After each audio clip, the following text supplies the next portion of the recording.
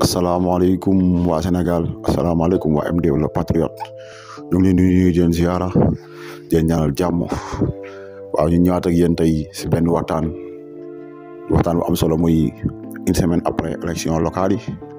doon jàngat buñ ci def waaye di doon waxtaan boo xam ne si war na arrangé war na ñëpp war nañ ko bàyyi xel ginnaaw bi ñu félicité Sénégal yëpp gis nañu Sénégalais yi génn nañu voté nañ waaw ku nekk def nañ seen devoir vote bi ñu bari kontaan nañ ci te tamit vote bi am na jàngat bu bari bu ci nekk léegi nag comme noonu la rek Sénégalais yi seen réew suñu réew ñun Sénégalais yi ñoo ko moom buñ nangu kenn dañu ko yàqal waaye dañ koy defaral suñu bopp bu amee dara lu xew wala dara ñuy jéem a jaay affaire bu élection jotee nañ wane suñu bopp gis nañ ne nag Sénégalais yi élection yi ñu génn bi élection locale yi war nañ ci seen bopp bu baax a baax te tamit feeñ nañ si askan bi parti au pouvoir ni population yi kontaan nañu si ñoom donte ñu ngi war di def ay seen chiffre naan ñoo gañe fii ñoo gañe faa waaye ñoom fi leen taxaw ñu bëgg gën fa bëgg a gañe dëgg-dëgg gañe wuñ ko grâce à population Sénégal bi nga xam ni xëy na amuñu lu leen neex si seen jiitu réew yi waaw kon bu ko defee nag mbokk yi dégg nañ waxtaan yu bari waaye tamit am na maire yoo xam ne si am nañ liggéey bu bëri parce que tamit bataay nañ ba xeex seen localité ñiy xeex seen ville ñiy gagné département yi kon nag ñooñu war nañoo mën a liggéey bu baax a baax gis nañ ci ay maire xale yu baax yoo xam ni maire yoo xam ni ay xale lañ ay ndaw lañ gis nañ ko ñooñu tamit am na liggéey bu bëri bu leen di xaar ndax war nañ ko def gis nañ fi maire yoo xam ne tamit nekkoon nañ fi maire mais amaan nañ seen beneen mandat maanaam liggéey nañ loo xam ne si seen population kontaan nañ si ñoom seen localité ba falaat leen kon loolu noonu lépp dañ ciy def jàngat ñu xool ci parce que Sénégalais yi war nañoo xoolaat bu baax xam ne ñoom réew mi ñoo ko mën a téyel seen bopp réew mi am na éducation bu baax bu fi nekk am na comportement yu rafet yu fi nekk am na xel yu dal yu fi nekk waaye am na ñoo xam ne ñi xalaat ñu baax ñu fi nekk dégg nañ nag bi élection yi jàllee président def benn sortie am ñu mu attaqué ni ñoo dem si jàkka yi di xutbaak di wane ne mu wax position am ni góor jigéen li mu fi wax ak li mu fi waxoon yooyu yëpp dégg nañ ko mais xam naa ni président su loolu maay moom wala su ma ko doon conseillé dama naan ko loolu wax jooju muy wax nii muy wax ak du tey da ko waroon téye parce que ñaata yoon la dem bitim réew kàddu yi mu génne woon bitim réew ak yi mu génne fii tey bokkul léegi yow président ñaata yoon nga wax ak ñun wax joo xam ne ñu koy wax ñun ñu dégg sa gimiñ suñu nopp te wax joo jang ciy génnaat doo ko def kon tey boo taxawee daal ni wax naa ko benn yoon du mag fii maa ngi fi nekk borom ñaari tur yi du am ci réew mi loolu ñun buñ ko déggee si sa gimiñ rek taxul ñu gëm ko doon lu ñuy gëm day doon loo xam ne si da ngay appliquer ñu gis la fii yaa ngi fi nekk population bi yombalal nañ la ko signé nañ ay pétition di la ko ensemble yow yaa yor majorité bi fexeel ñu voté projet de loi boobu ñu criminaliser góor jigéen parce que loolu la réew mi soxla wu ñu feeg maa ngi fi nekk du ba sa am ci réew mi wala dara discours boobu ñun soxla wuñ ko discours bi ñu soxla mooy dañu taxaw temm ni góor jigéen du fi am ba abadan waaw amul président amul nañ ko signé ñëpp xam ne fii góor jigéen di fi am yow président bi nga demee France sa interview boobu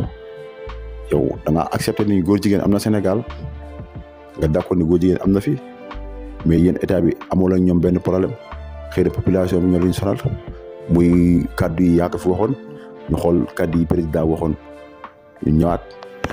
Mais nous avons des homosexuels chez nous. Ça veut dire qu'aujourd'hui, les associations de défense des droits des homosexuels au Sénégal auraient pignon sur rue, la possibilité de s'exprimer, la possibilité de faire campagne, par exemple. Ils sont libres. Ils sont libres. Ils sont libres de le faire. Sans aucune difficulté. Ça, je ne sais pas s'ils auront des difficultés ou pas. Pas avec le gouvernement, c'est sûr. Mais est-ce qu'ils n'auront pas de difficultés avec la société? waaw kon Sénégalais yi dégg ngeen kàddu président yooyu interview boobu mu waxoon kon moom accepté na wax na ni suñu dëkk bi am na ay góor jigéen waaw ñu ngi dund nice mais amuñu ak état bi problème ñan lañ amul problème su dee ñoom amuñu problème population bi ñun nag liñ bëgg mooy que ni góor jigéen amul état amul ñëpp mu am ak Sénégal yëpp problème ñun Sénégalais yi bëgguñu góor jigéen di taxawaalu Sénégal suñu réew soxlawu ko léegi nag moom kàddu yi nii ñu déggoon moom waxoon ko taxaw yii devant tout le monde wax ko léegi ñoom kooku bu taxawee daal ni fekk maa ngi fi góor jigéen du fi am ñun dañ taxaw di accepter di ko bàyyi xel loolu ndax moom bu demee ba waxam ñi Sénégalais yi considéré duñ ko mooy dafa leen a wax mu dañ mu wax leen mu dañ te njiit bu nekkee ak ay population da leen war a wax lépp lu muy wax rek bu fexee ba li muy wax mu am même su lépp amul mu fexee ba maximum lu ci gën a bëri mu am mais boo waxee tey bu subaa nga génn fële Macky Sall ñaata yoon la fi wax moo dañ ñaata yoon ko day dem ba mujj gi moom bu waxee ñu duñ ko gëm moo tax waxam ji gëmuñu ko ñun lu ñu bëgg mooy ñu criminaliser góor jigéen fii ci réew mi Sénégalais yi loolu lañ bëgg tamit imam yooyu ak ulama yooyu mu invité ñooñu am na si ñoo xam ne signé nañ pétition bi ñooñu kon biñu demee ba si président kon ñooñu d'accord nañ ñoom yow war a criminaliser góor jigéen kon biñu demee ba si kanamu président ñoom mënoon nañ ko ne ko président ñun liñ bëgg mooy ñu criminaliser góor jigéen waaye ñooñu noonu dafa mel ni moom dafa am kuréelu boppam lu am ñooñu lay woo te ñooñu bu yàggul bu ñu fi doon inauguré jumaa ji nekk Géejawaay ci wet gi noonu ñu ngi fa doon tëgg ay sabar inauguration jumaa ñu tëgg fa ay sabar te ñoom taxawuñu wax loolu am na si yenn imam yoo xam ne nit ñi dee kaas sax dañoo génn di wax naan ba ñuy tëgg sabar yi fee lañ ko tëggee côté bee tëggee wuñ ko si wetu jumaa ji en tout cas li tax ñu fa tëgg sabar mooy inauguration jumaa ji te àndul li ñëw ku dul taxaw di xeex loolu yow nooy taxawee ak président di ko wax dëgg imaam yooyu ak ulama yooyu ñun askan bi yónni wuñ leen teewaluñu fa waaw ndax Laxdari yi mi ngi wax ni boo demee bay laaj nga laaj borom xam-xam yi waaye boo demee ba topp des nga topp ñi nga xam ni ñoo roy sunna Muhammad sallallahu alayhi wa sallam mais imaam yooyu mën na am nañ xam-xam mais taxul xam-xam bi tax ñi ne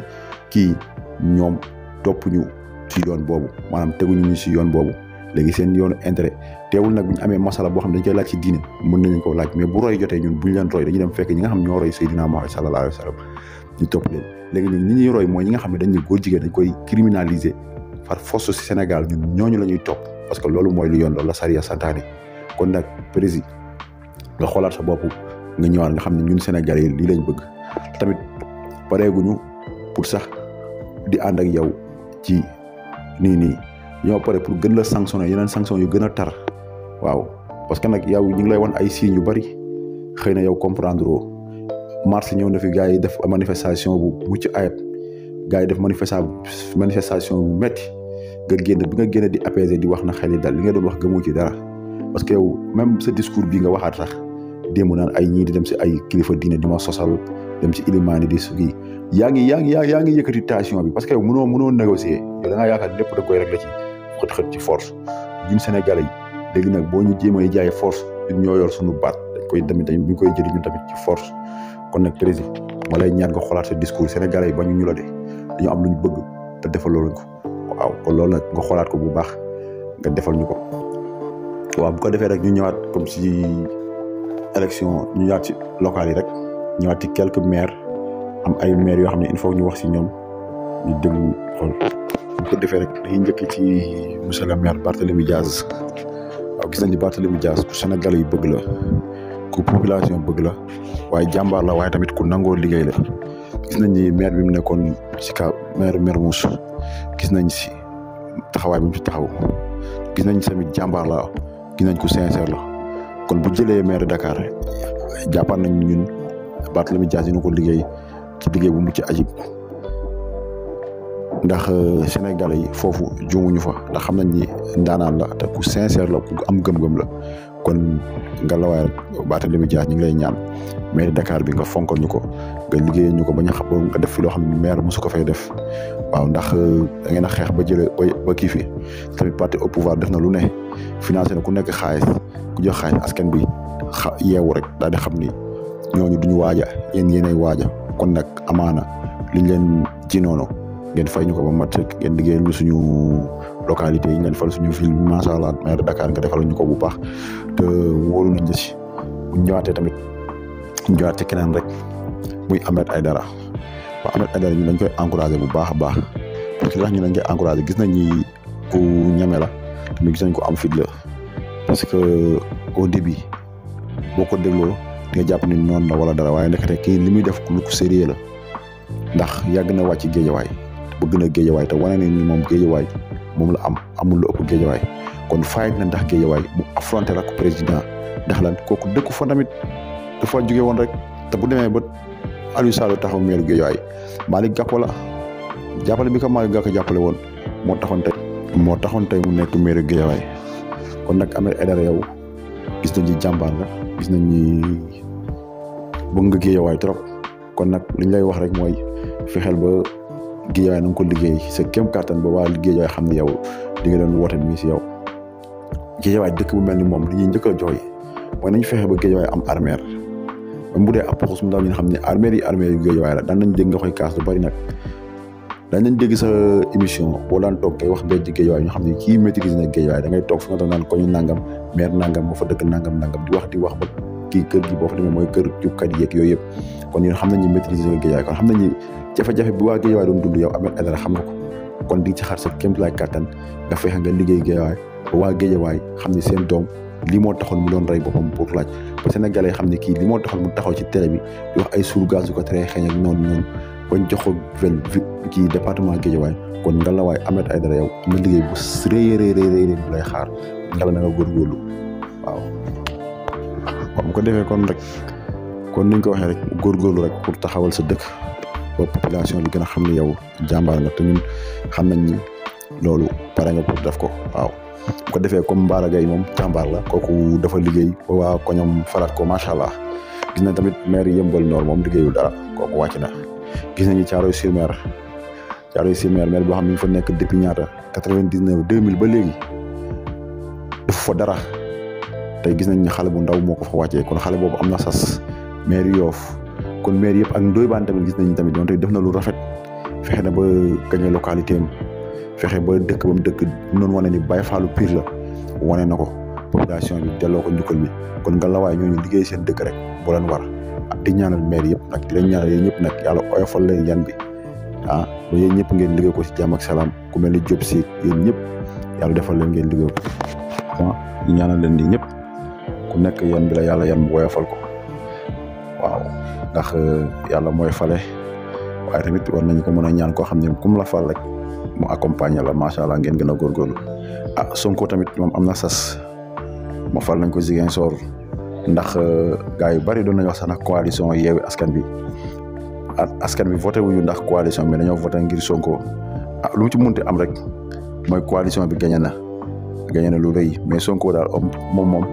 naan ñu ci bàyyi xel bu baax mu xam ne askan bi sas nañ ko moom bu baax a baax mu xam ne waaw askan bi sas nañ ko bu baax mu gën a liggéey gën a góorgóorlu delloo askan bi njukkal parce que maire yi ñu fal yëpp xëy na mënuñ nekk di tudd seen tur mais population bi fal nañ leen population yi taxaw nañ leen ngalawaay ñoom nañ taxaw population bi taxaw seen localité lépp lu ñu góorgóorlu ñu def ko lépp lu ñu war a def état war see jàpp état coincé leen jëm leen a koñe nañ taxaw ñu def déclaration ñi ñu jiite ñu xam ni ñii bëggoon nañu def lii moo tax ñu kii ko mais lépp loo xam ne dañ ko nëbb rek ba une population xamuñu ko amaan dañ jàpp ne ñoom ñoo liggéeyul dañ jàpp ne ñoom li ñu leen faloon defuñu ko boobaa sanction bi day ñëwaat ci ñoom kon di wax maire yëpp ngeen gën a góorgóorlu di ñaanal képp ku yàlla joxaat ndombal tànk rek yàlla na la ko yàlla téyel yàlla na la yàlla téeñal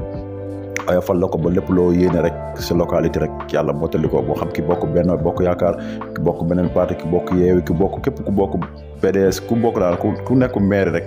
yàlla na la yàlla jàppandal ba lépp li nga bëggal sa askan rek yàlla yombalal ko bi jaaxi nabi MD la patriote di leen bëggee di leen ziyaara di leen wax ci beneen vidéo incha allah asalaamaaleykum wa rahmatullah